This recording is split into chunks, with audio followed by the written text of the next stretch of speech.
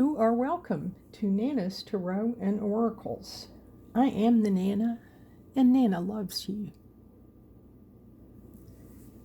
You have a home here for comfort and contemplation, hope and inspiration, rest, renewal, and relaxation. Your readings may empower you to use your intuition to help you towards a better life. All readings are dedicated to truth and light, but cannot take the place of any professional services of any kind. Readings are general, and if they do not sound right for you, they may not be for you. If you like what you're hearing, please select the like button below and subscribe with all notifications. It's free. Share with your friends or family. If you have a question or a comment, I will try to answer it below. You are important to Nana, and Nana is always inspired by your amazing grace. We are here today in honor of the full moon in Taurus, which has been very big and bright in the night sky for the last couple of nights. I have really enjoyed looking at it. Today, we will start with our Inner Temple Oracle reading. All cards are pre-shuffled, and in the case of the Inner Temple Oracle, I have pulled a card, but I have not looked at it. Today's card is the Burning Rose. The Burning Rose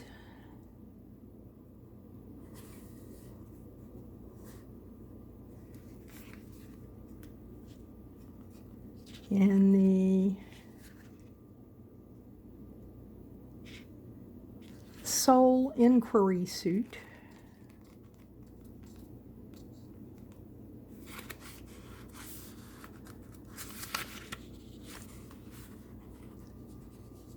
Here is the reading if you would like to pause the video and read it for yourself.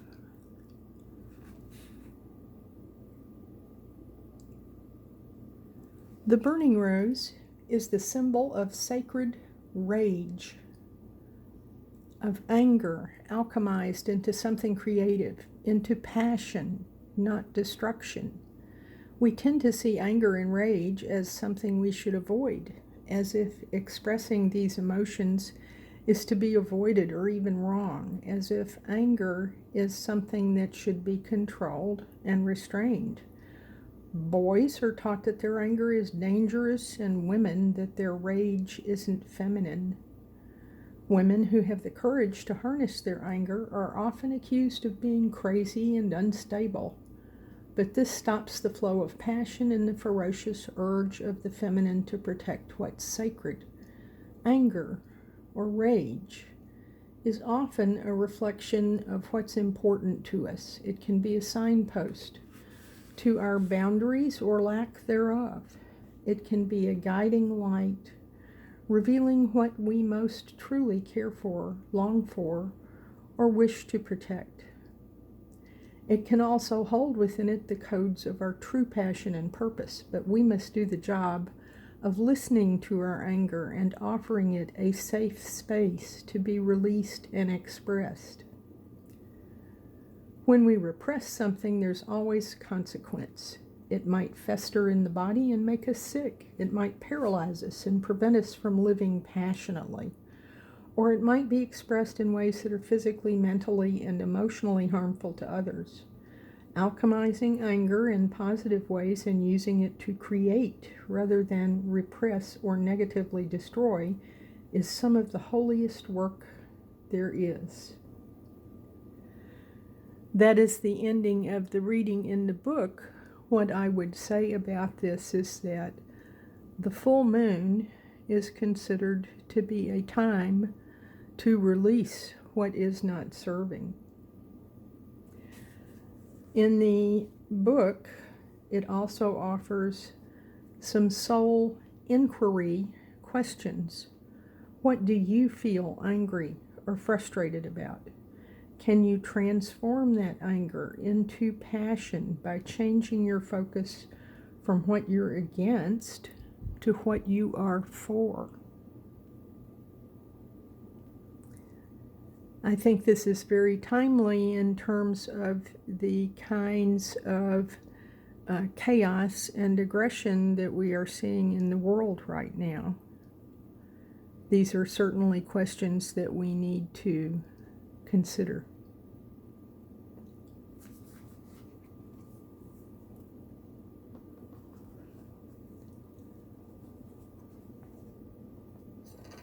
And on this occasion, I have another new oracle to introduce, Trust Your Vibes by Sonia Choquette. These are cards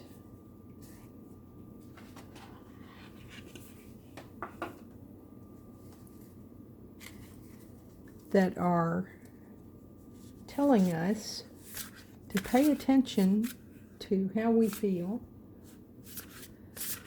and to trust our feelings. Here is our vibe card for today. Listen to your heart.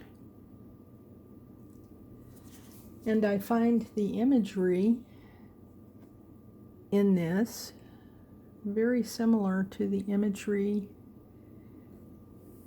in the Burning Rose oracle card.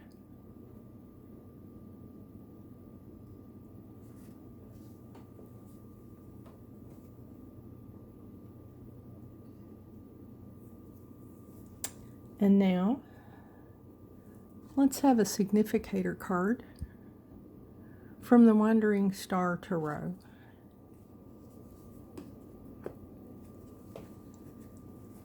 Once again, all decks are pre-shuffled. Our significator card for today is the Eight of Cups. The Eight of Cups is an interesting card. The keywords showing on the card here are change or shift. And in fact, in the traditional interpretation, the Eight of Cups, which is the water signs representing feelings and emotions, the Eight of Cups shows a person who is walking away from the Eight of Cups, which would seem to be quite a few cups, towards something better. The prospects for improvement are indicated. And that certainly could have some relationship to listening to your heart, or your angry or your passionate feelings.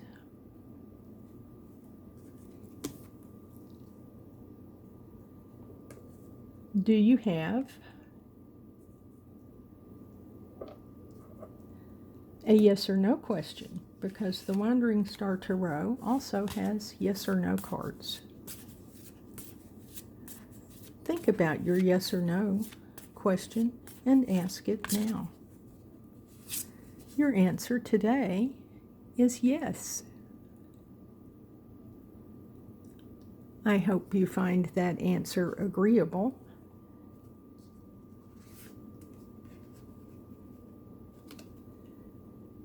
Now let's look for some clarification with the Rider-Waite-Smith Tarot.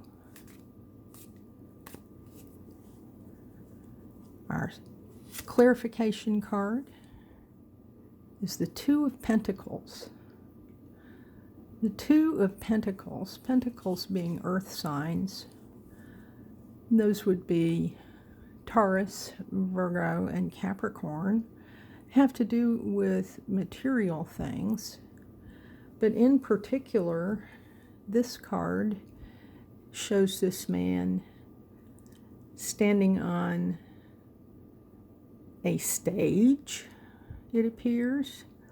But in the background, we can see stormy seas with ships riding out the waves. And this person is juggling. Are you juggling things related to material things?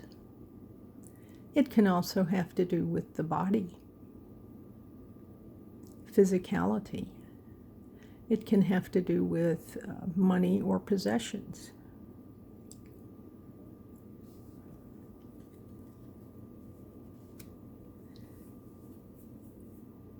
And now, let's have a look at the Talisman Oracle.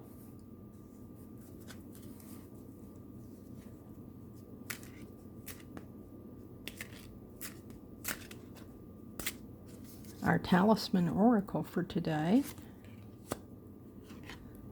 is good fortune. So perhaps you will find whatever is a better thing. Perhaps you will juggle wisely and your ships will come in. Always notice that the Talisman Oracle cards have sacred geometry built into them to help prompt your subconscious mind to think about what it needs to think about to promote your good fortune.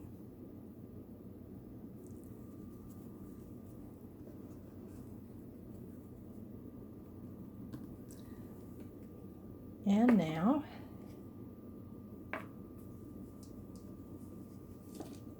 let's have a rune card.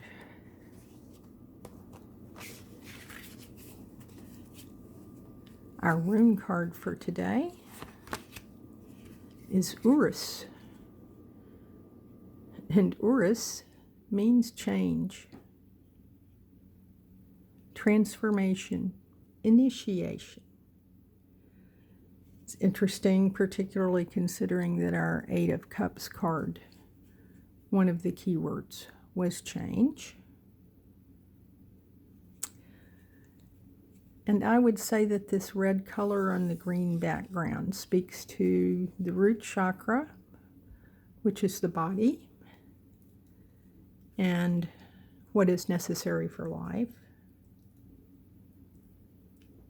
but also could be associated with material goods. And you'll notice that this has a man with a red hat and red tights on a green background.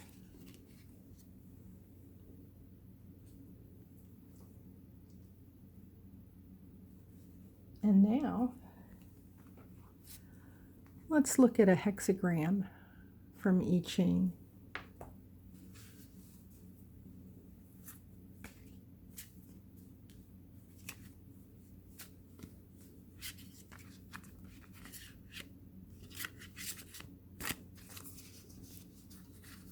Our hexagram for today is number 17.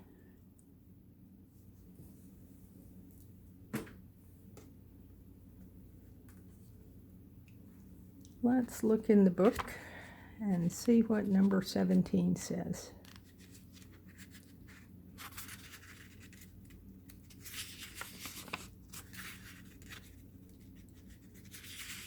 Number 17 is the hexagram of emulation and adaptation. In the ancient Chinese text, this sign is synonymous with autumn. That certainly seems timely as I look out the window at all the beautiful leaves. All life adapts to the yearly cycle. Decay follows creation. You achieve your goals insofar as you keep the reality in mind and do not go against the grain of fate with misplaced opposition. Be peaceful and open-minded. Do not waste your energy on the struggle against beliefs which cannot be changed. Only those who can be dishonest will find the strength to lead others. If you proceed with trickery and force, you will achieve little except resistance. Look closely at your own ideas and values. Bring them into harmony with your environment. I often find with the booklet that comes with the card version of the chain that I resort to Benabel Wynn to see what her interpretation is, as it tends to be a much more insightful reading. Here is hexagram number 17, Sui, inspiring followers. To learn how to lead, you must first learn how to serve. A follower becomes the leader. To learn how to serve is to secure voluntary assent from followers. If you obtain your followers through force or cunning, by conspiracy or division, your leadership will be short-lived. There will be movements of resistance against you. Force them and they will resist. Serve them and they will serve you. Reward loyalty with generosity. Trust in your own excellence, and yet for there to be sincere trust, you must fully embody and demonstrate that excellence. Well, that certainly sounds very interesting in light of what has been happening in our local affairs.